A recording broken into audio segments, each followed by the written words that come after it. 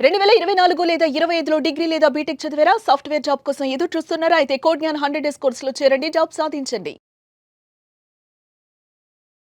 Hello everyone, welcome to game changers with Lasya Reddy.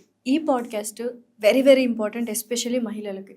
ఎందుకంటే భార్యగాను, కూతురుగాను, తల్లిగాను, work చేస్తున్న మహిళగాను ఎక్కడో ఒక చోట ఏదో ఒక ప్రాబ్లం ఫేస్ చేస్తూ ఉంటారు. కానీ దానికి ఎలా రియాక్ట్ అవ్వాలి, దాన్ని రెస్పాన్సిబుల్గా తీసుకున్న ప్రాబ్లమ్ని ఎలా సాల్వ్ చేయాలని తెలియక చాలామంది వాళ్ళలో వాళ్ళు మదన పడుతూ ఏం చేయాలో తెలియని స్థితిలో కొంతమంది ఏజ్ తక్కువ ఉన్న వాళ్ళు సూసైడ్స్ చేసుకోవడం కానీ, కొంతమంది పిల్లలు ఉన్నారని అడ్జస్ట్ అయిపోవడం కానీ లైఫ్ని నరకం చేసుకుంటున్నారు.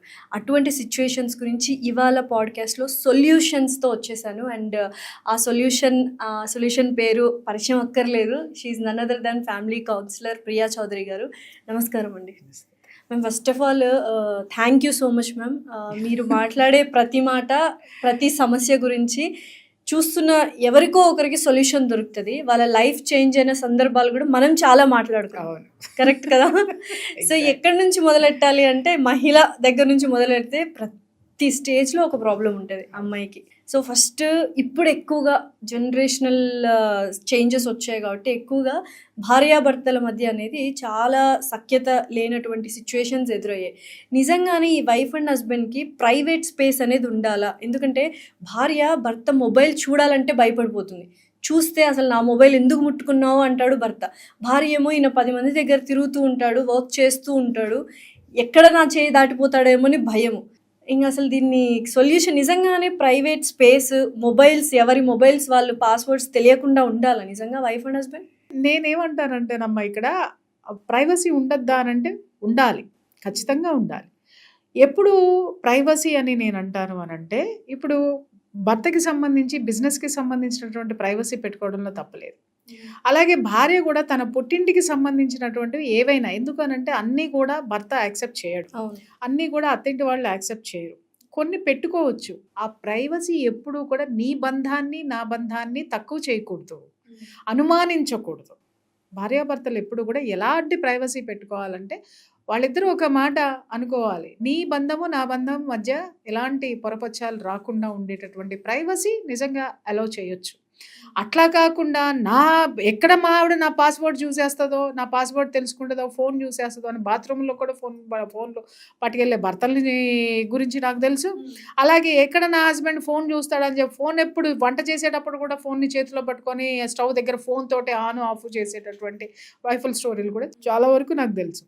వీళ్ళందరినీ చూసినప్పుడు ఏమనిపిస్తుంది అంటే, ఎంత ఇన్సెక్యూర్గా బతుకుతున్నారు వీళ్ళు, ఎంత దొంగలుగా బ్రతుకుతున్నారు వీళ్ళు. ఎప్పుడైనా సరే గుర్తుపెట్టుకోండి అమ్మా, మనం ఓపెన్గా ఉన్నప్పుడు, సిన్సియర్గా ఉన్నప్పుడు ఎవరికి భయపడాల్సిన అవసరం లేదు. డెఫినెట్లీ. అలాగే ఆఫీస్కి సంబంధించినటువంటి కొన్ని కేసులు ఉంటాయి, తెలియాలా అని మీరు అడిగారు. కొన్ని తెలియకూడదు. ఎలాంటివి అనంటే, భార్య ఇష్యూస్ ఏం జరుగుతున్నాయో వాటిల్ని ఆమె పుట్టింటి గురించి కానివ్వండి, లేకపోతే ఆవిడికి సంబంధించినటువంటి సిచ్యుయేషన్స్ని అల్లరి చేసేటటువంటి, అంటే ఏ ఇష్యూ లేకపోయినా ప్రతిదాన్ని విమర్శనాత్మకంగా చూసేటటువంటి హస్బెండ్స్ ఉన్నప్పుడు, అలాగే భర్తకి సంబంధించినటువంటివి ఏవైనా సరే దాన్ని విమర్శనాత్మకంగా తీసుకొని అలాగే దాన్ని కాంట్రవర్సీ చేసేటటువంటి భార్యలు ఉన్నప్పుడు ఖచ్చితంగా ఎవరి పాస్వర్డ్ వాళ్ళు పెట్టుకోవాల్సిన కర్మ ఏర్పడుతుంది. అది కూడా ఎదుటి వాళ్ళ వల్లే, అది గమనించండి. కరెక్ట్. మీరు అడిగినటువంటి పాస్వర్డ్ ప్రైవసీలు ఏంటి అని అంటే, నేను లత్తుకోరు పనులు చేస్తే నా పాస్వర్డ్ ఎవరు చూడు. అదే మెయిన్ రీజన్. నా భర్త లత్తుకోరు పనులు చేశాడు అని ఎవరైనా అనుకుంటే వాళ్ళు పాస్వర్డ్ ఓపెన్ చేయరు. సో ఇంత కర్మ పట్టినటువంటి జీవితం. పెళ్ళి అంటే ఏంటమ్మా? పెళ్ళి అంటే ఏంటి? ఒక నమ్మకం. నువ్వు ఎక్కడ నమ్మకం లేకుండా ఉన్నప్పుడు నువ్వు తాళి కట్టుకుని ఏం చేస్తున్నావు? కట్టి ఏం చేస్తున్నావు? కట్టించుకుని ఏం చేస్తున్నావు? ఒక్కసారి తాళి కట్టే ముందు ఆలోచించండి. మీరు కడుతున్నది తాడు కాదు, ఒక మూర తాడు కాదు, మీరు కట్టేది నమ్మకాన్ని కడుతున్నారు. అర్థమైందా? అలాగే నువ్వు పట్టుకునేటటువంటి నీ హస్బెండ్కి నువ్వు అందించేటటువంటి చెయ్యి ఏదైతే ఉంటుందో అది నమ్మకం. అలాగే హస్బెండ్ కూడా భార్య మెడలో కట్టేటటువంటిది నమ్మకము. దానికి తాళి అనేటటువంటి పేరుంది. ఆ తాళికి మరో పేరే నమ్మకము, విశ్వాసము. ఒకళ్ళ పట్ల ఒకళ్ళకి నమ్మకం ఉండాలి, ఒకళ్ళ యాటిట్యూడ్ పట్ల ఇంకొకళ్ళకి విశ్వాసం అనేది డెఫినెట్గా ఉంది. ఇప్పుడు పెళ్ళి అనగానే చాలామంది భయపడుతున్నారు, అబ్బాయిలైనా అమ్మాయిలైనా. పెళ్ళి అయిన వాళ్ళు పెళ్ళి వద్దు అని కరాఖండిగా చెప్పేస్తున్నారు.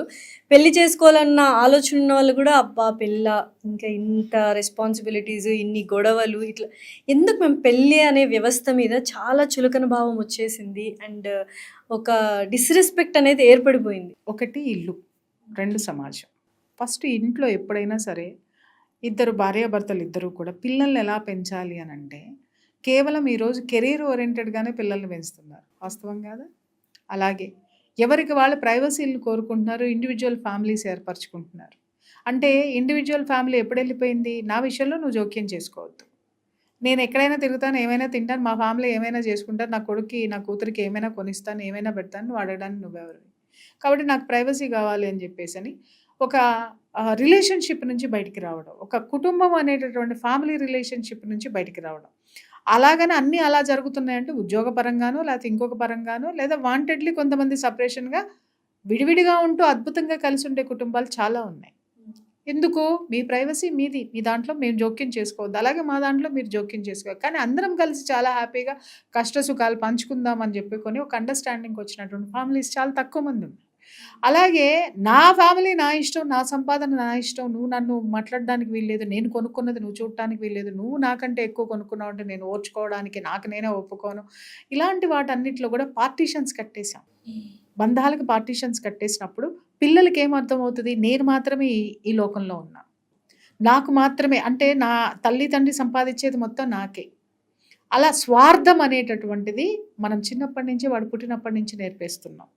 సపరేట్ ఇల్లు తీసుకొని బంధాలని బంధుత్వాలని అన్నిటిని వదిలేసుకొని మనం మాత్రమే ఈ లోకం, మనం మాత్రమే ఉండాలి. పిల్లల ముందే అన్ని మాట్లాడేసుకుంటూ ఉంటాం, మీ అమ్మ ఇట్లా, మీ నాన్న ఇట్లా, మీ బాబాయ్ ఇట్లా, ఇట్లా, వాళ్ళు అట్లా. ఇది చాలా చెత్త టాపిక్ అన్నమాట. అది ఎంత చేటు చేస్తుంది అంటే చివరికి వీళ్ళని తీసుకెళ్ళి ఓల్డ్ ఏజ్ లో పడేసిన రోజున అర్థమవుతుంది వీళ్ళకి. అప్పుడు ఏంటి అని అంటే నేను 6 కోట్లు రాసి ఇచ్చా నా కొడుక్కి, నేను 10 కోట్లు రాసి ఇచ్చా నా కొడుక్కి, నేను 2 కోట్లు ఇచ్చా నా కూతురికి, నన్ను బయట పడేశారు అని అంటే నువ్వు డబ్బు మాత్రమే నీ బిడ్డ దగ్గర మాట్లాడావు, కానీ రిలేషన్షిప్స్ వాల్యూస్ గురించి నీ బిడ్డకి నేర్పలేదు. కరెక్ట్. నీ డబ్బును దాచుకోవడం మాత్రమే నీ కూతురు నిన్ను చూసింది, కాబట్టి తర్వాత నీ బిడ్డ అదే డబ్బును దాచుకొని నిన్ను బయటికి పంపించేసింది. ఎందుకంటే నువ్వు నీ అత్తమామల్ని బయటికి పంపించి ఉండుంటావు, నీ తల్లిదండ్రుల్ని నువ్వు గౌరవించి ఉండుంటావు, అది చూస్తూ నీ బిడ్డలు పెరిగారు. ఈరోజు ఎందుకమ్మా ఓల్డ్ ఏజ్ హోమ్స్ ఎక్కువైపోతున్నాయి? కుటుంబాల్లో ఉండడానికి ఎందుకు ఇష్టపడట్లేదు అని అంటే వాళ్ళని ఒక వస్తువుగా చూస్తున్నారు తప్ప వ్యక్తిత్వం ఉన్నటువంటి వ్యక్తులుగా చూడడం లేదు.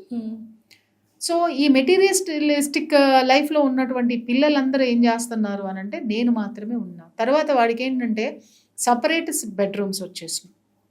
ఇది చాలా డేంజరస్. అందరూ ఒకప్పట్లో మనం ప్రైవసీ కావాలి అని చెప్పి పిల్లల్ని వేరుగా పెట్టే ఫ్యామిలీలు కొన్ని అయితే పిల్లలకి వేరే బెడ్రూమ్ ఏర్పాటు చేసామని గొప్పలు చెప్పుకోవడానికి మా వాడి బెడ్రూమ్, మా పిల్లల బెడ్రూమ్ అని చెప్పేసి గొప్పగా డిజైన్ చేయించి ఆ ఇంటీరియర్ డిజైన్కి లక్షలు పెట్టి, అంటే ఫాల్స్ ప్రెస్టేజెస్ అంటారు వీటన్నిటిని కూడా, false thinking and to separate children from parents అన్నమాట.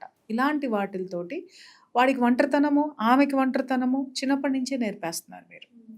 అలాంటి వ్యక్తి సొంతంగా నిర్ణయాలు తీసుకోవడం మీరు చిన్నప్పటి నుంచే నేర్పేస్తున్నారు. వాడికి ఏది ఇష్టమైతే అదే కొనిస్తున్నారు, వాడికి ఏం కావాలంటే అదే ఇస్తున్నారు. అది వాడికి ఎంతవరకు ఉపయోగం అనేది మీరు ఎక్స్ప్లెయిన్ చేసి చెప్పడం లేదు. మీకు ఓర్పు లేదా, ఓపిక లేదా అని అంటే అసలు మీకు పెంచడమే తెలియలేదు అంటాను నేను. టైం లేదు అంటారు, చాలా పెంచడం తెలియదు. దానికి వాళ్ళు చెప్పే సమాధానం టైం లేదు. నీ బిడ్డల్నే పెంచేంత టైం లేకుండా నువ్వు చేసే పని ఎవరి కోసం? సంపాదన ఎవరి కోసం? చివరికి ఎవరినైతే నువ్వు త్యాగం చేసి డబ్బులు సంపాదిస్తున్నావో, ఏ పెంపకాన్నైతే త్యాగం చేసి నువ్వు డబ్బులు సంపాదించి వాళ్ళకి ఇస్తున్నావో, చివరికి వాళ్ళు అది మాత్రమే, దానికి మాత్రమే వాల్యూ ఇచ్చి నిన్ను బయటికి పంపిస్తున్నారు. ఇక్కడ వాల్యూస్ నేర్పని తల్లిదండ్రులది తప్పు. చాలామంది అంటున్నారు బయట సమాజం అంతా ఇలా ఉందని. నీలాగే 10 మంది అనుకుంటున్నారు. నీలాగా అనుకునే 10 మంది ఒక చోట కూర్చొని ఆ సమాజం ఎలా ఉండాలో ఎందుకు ఒక నిర్ణయం తీసుకోరు? ఎవరు వస్తారండి అంటారు. ప్రయత్నం చేసావా? సంవత్సరం పట్టచ్చు, 2 సంవత్సరాలు పట్టచ్చు, 4 సంవత్సరాలు పట్టచ్చు, ఎన్ని సంవత్సరాలైనా పట్టని, కానీ నీ కృషి ఎంతవరకు ఉంది, ఆ కృషిని బట్టే ఫలితం అనేది. So individuality separation. సో ఇలా సపరేషన్ అనేటటువంటిది పిల్లలకి నేర్పడంతో పెళ్ళి అనేటటువంటిది ఏంటి అని అంటే ఒక మెహందీ ఫంక్షన్, ఒక ప్రీ వెడ్డింగ్ షూట్, తర్వాత హల్దీ ఫంక్షన్, సంగీతం, వాళ్ళ బొంద ఫంక్షను, వాళ్ళ దిక్కుమాలిన ఫంక్షను, చివరికి డివోర్స్ ఫంక్షన్. అంతే. ఇది మాత్రమే అర్థమవుతుంది ఏంటంటే పిచ్చి డబ్బులు అంటాను నేను. ఆ పిచ్చి డబ్బుల్ని ఖర్చు పెట్టడం అనేటటువంటిది ఒక సోకు కింద తయారు చేసుకుంటారు.